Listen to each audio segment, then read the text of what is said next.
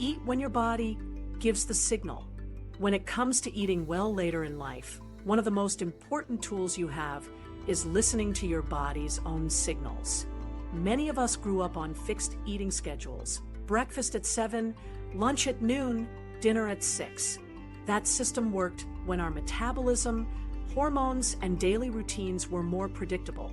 But as the decades go by, those signals shift. Hormones like ghrelin, which help regulate appetite, rise and fall differently than they used to. Digestion slows, and it takes longer for meals to move through your system. The result is that eating by the clock can sometimes mean forcing food when your body isn't actually ready for it.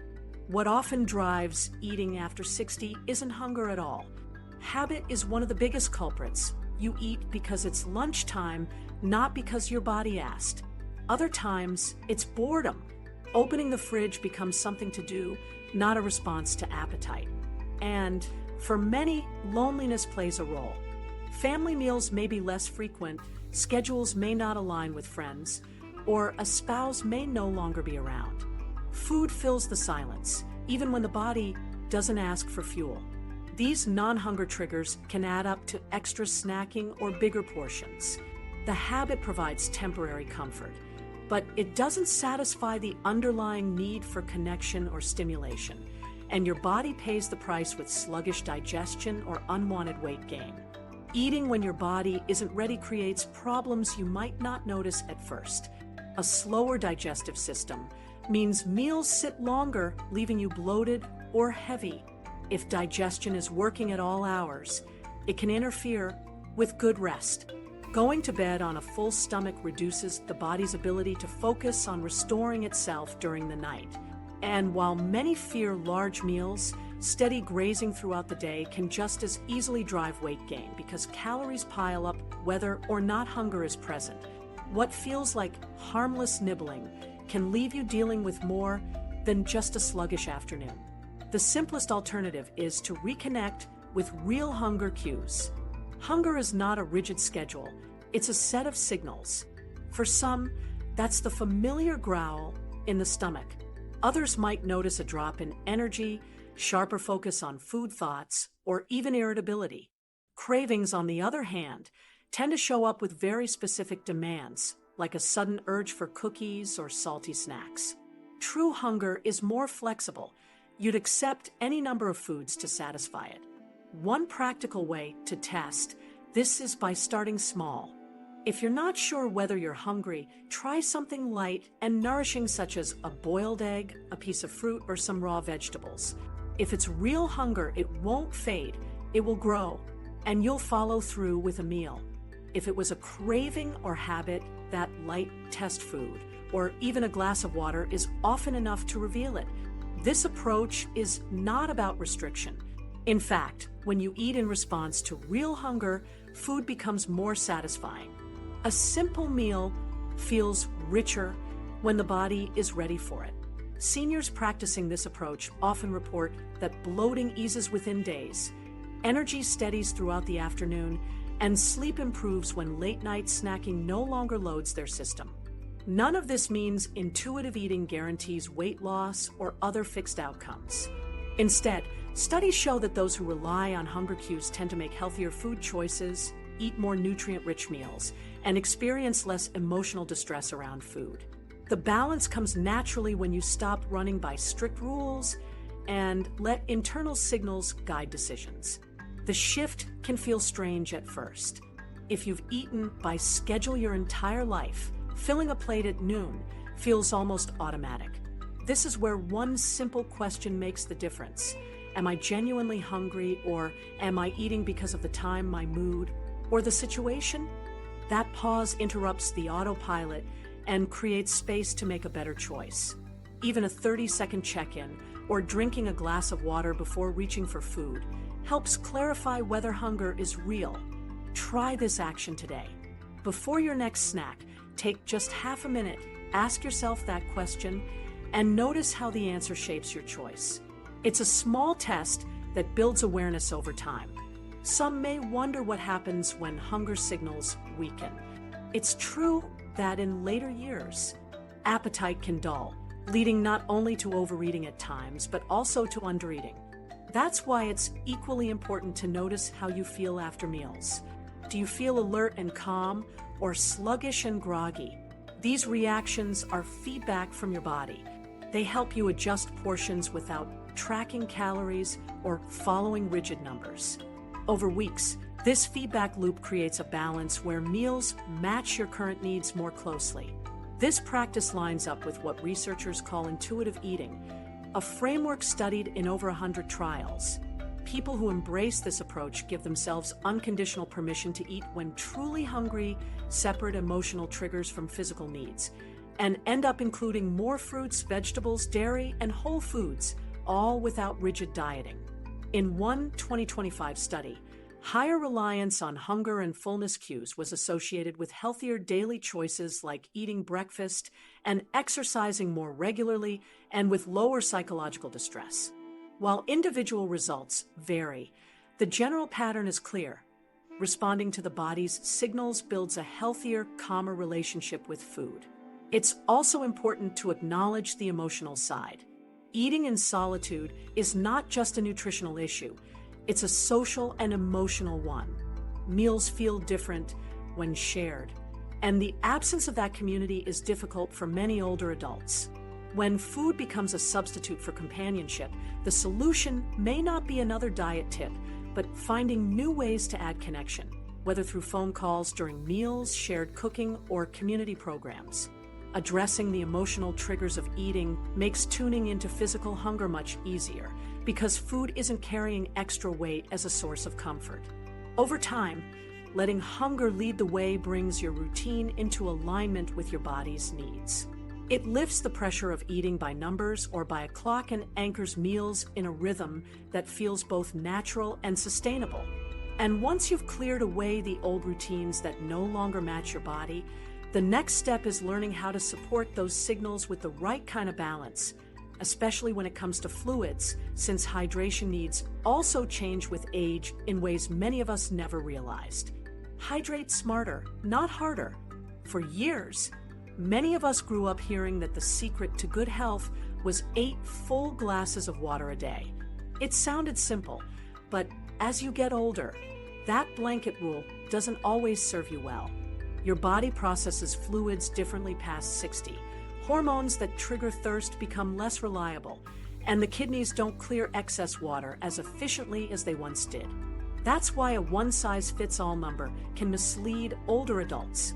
The safer goal is steady hydration across the day, combining drinks, hydrating foods, and electrolytes when needed instead of chasing a rigid quota. One of the challenges is that thirst itself dulls with age.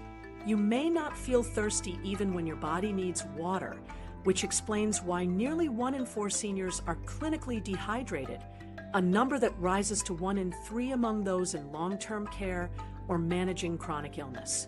On the other hand, sticking too rigidly to 8 glasses without listening to your body can lead to overhydration.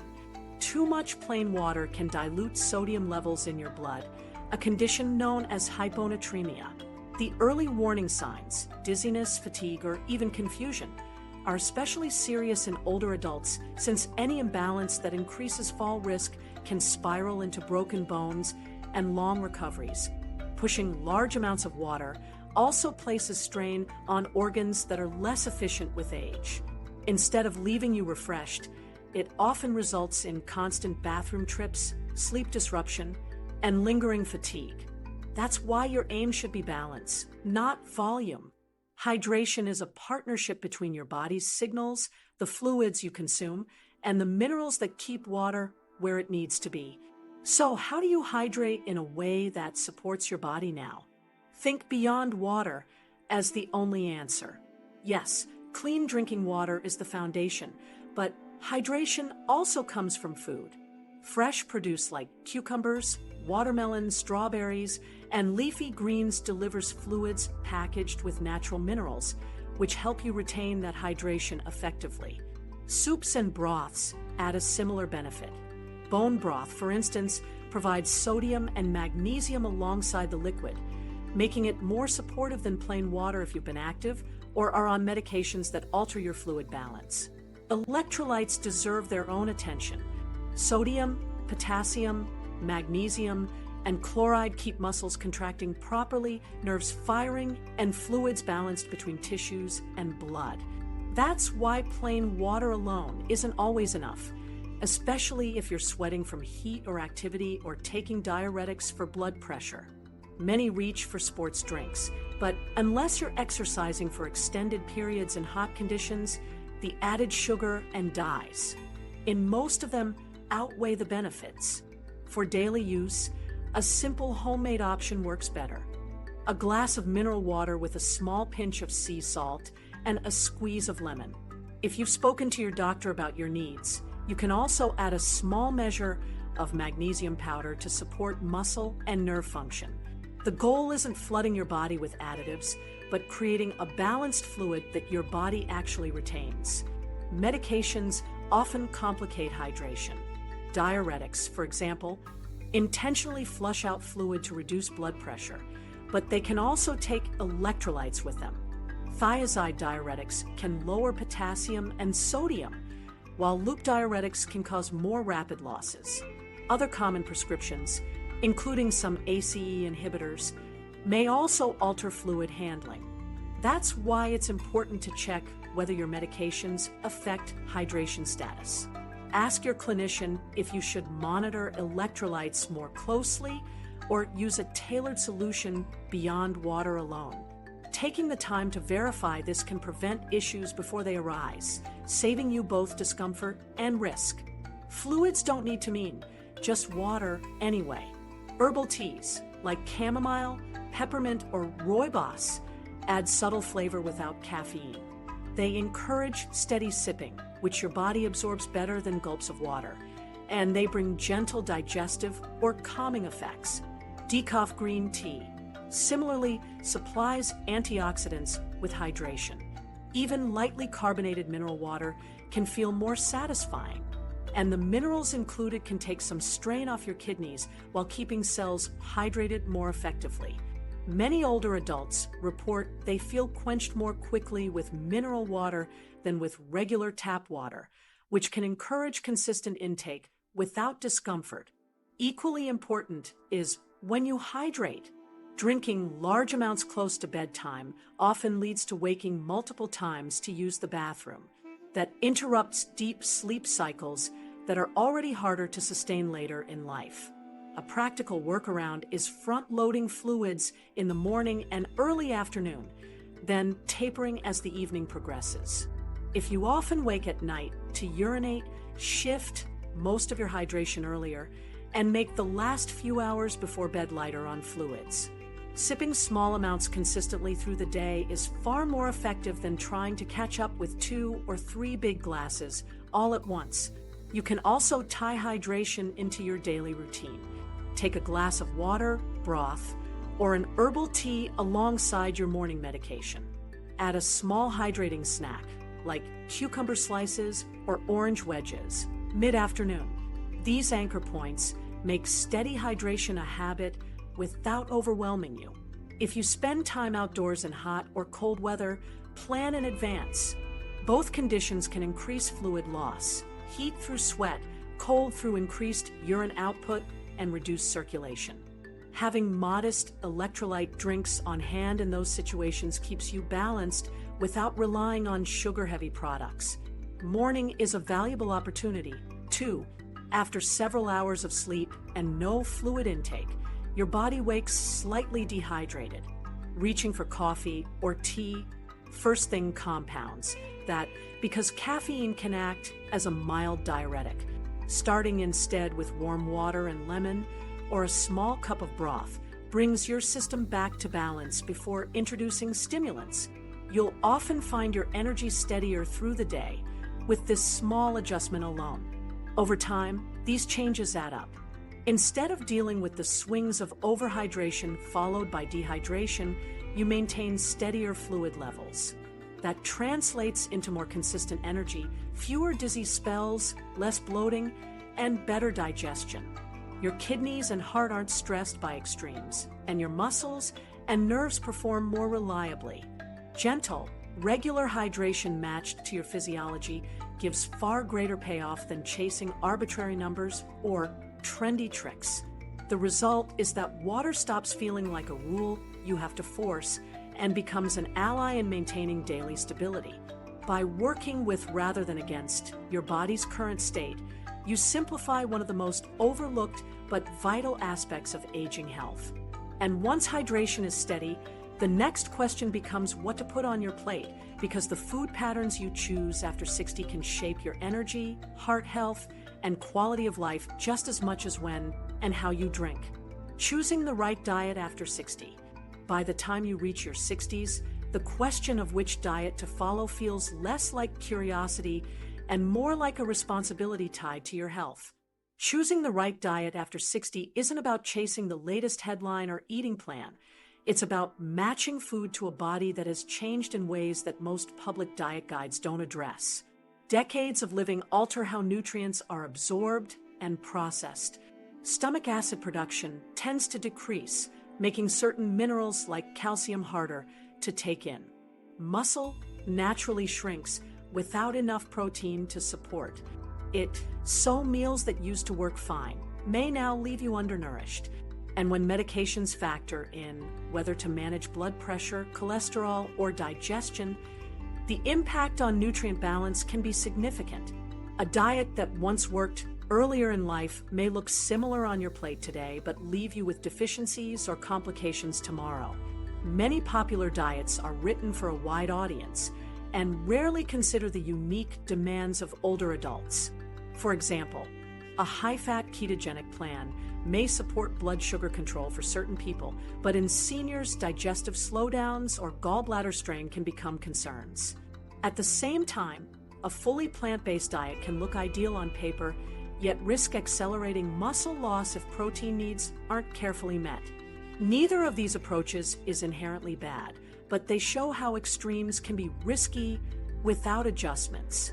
For seniors, the safer path is not about identifying the best diet, but about making sure any eating pattern matches individual health conditions, medications, and daily energy needs. To simplify that process, you can remember 3 decision rules when assessing a diet. First, prioritize protein and nutrient density. A lean protein source, such as fish, poultry, eggs, or legumes, helps protect muscle mass, while vegetables and whole grains supply essential vitamins and fiber. For example, adding salmon twice a week can make a noticeable difference in preserving strength while also supporting joint health with omega-3 fats. Second, match your eating style to your health conditions and medications. If your kidneys are under strain, more protein isn't necessarily better. If blood pressure is high, potassium-rich foods like beans and leafy greens become especially valuable. As a specific example, someone taking a diuretic may need extra attention to electrolytes, which influences how they design meals. Third, favor sustainability and social enjoyment. An eating approach that cuts out every food you enjoy will not last. Sharing pasta with family or having the occasional dessert can fit within a healthy dietary pattern if the majority of your meals are balanced. These rules provide a structure that takes pressure off the need to locate one perfect plan, and they remind you that food decisions can and should be flexible. Some patterns, like the Mediterranean style of eating, align naturally with these principles and remain one of the best supported approaches in research. Among widely studied patterns, the Mediterranean diet consistently shows strong evidence for cardiovascular benefit in older adults. The foundation, vegetables, fruits, whole grains, olive oil, fish, and legumes, delivers a balance of antioxidants, healthy fats, and moderate protein without leaning into extreme rules. More importantly, it's adaptable. You can have meals that feel familiar, enjoy occasional indulgences, and still maintain the health benefits over time. One way to know whether your dietary approach is working is to layer in feedback from basic labs. Use a couple of simple tests, fasting glucose, a lipid panel, and basic kidney function to see what your body needs. These results are often more useful than rigid diet rules. For example, if you notice fasting glucose creeping upward despite eating plenty of vegetables, a slight reduction in refined grains may help tune your balance. If cholesterol ratios shift in the wrong direction, trading some animal fats for extra olive oil and fish could correct it quickly. These small but targeted adjustments based on measurable changes tend to work better than adopting entire diet trends at once. Another part of personalizing your diet is paying attention to bodily feedback alongside what the labs show. Digestion is a strong signal. Does your stomach feel heavy after certain meals? Or does bloating distract from sleep? Fatigue, brain fog, or joint stiffness can also correlate with dietary patterns. Even tracking how your energy holds up between meals gives clues about whether your plan is supportive. Trial periods of 2 to 4 weeks on a chosen pattern, followed by reflection, let you gather this feedback without committing long-term too quickly. For some people, minor adjustments inside an overall Mediterranean-style framework bring optimal results. That might mean increasing dairy or legumes for added protein, as long as digestion tolerates them. Others may find that including some intermittent fasting principles, such as a longer overnight break from food, improves energy control, provided they don't experience dizziness or medication conflicts. The goal is not to lock yourself into a dietary identity, keto, vegan, low carb, but to use these patterns as toolkits that can be combined and reshaped. Equally critical is the social side of eating. Food is rarely just nutrients. It's also a connector. Many older adults abandon diets, not because the nutrients fail them, but because the diet excludes what brings joy. Family recipes, cultural meals, or shared traditions. A sustainable plan has room for these moments. It doesn't treat them as cheap meals, but as natural parts of a healthy lifestyle. Studies in Mediterranean regions consistently note that food culture there supports both health and enjoyment, a lesson worth adapting.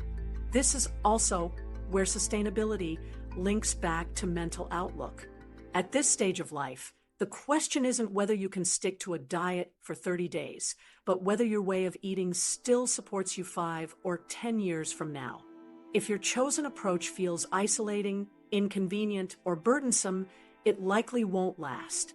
But if it fits your regular routines, helps manage health conditions, and still allows for foods you genuinely like, the chances of lasting success improve dramatically. The big takeaway is that instead of asking, which diet should I choose at my age? A more useful question is, which foods strengthen me, fit around my conditions, and still feel enjoyable? Personalized nutrition doesn't mean endless tracking or spreadsheets. It is simply paying attention to both numbers and daily comfort, then adjusting with ongoing flexibility.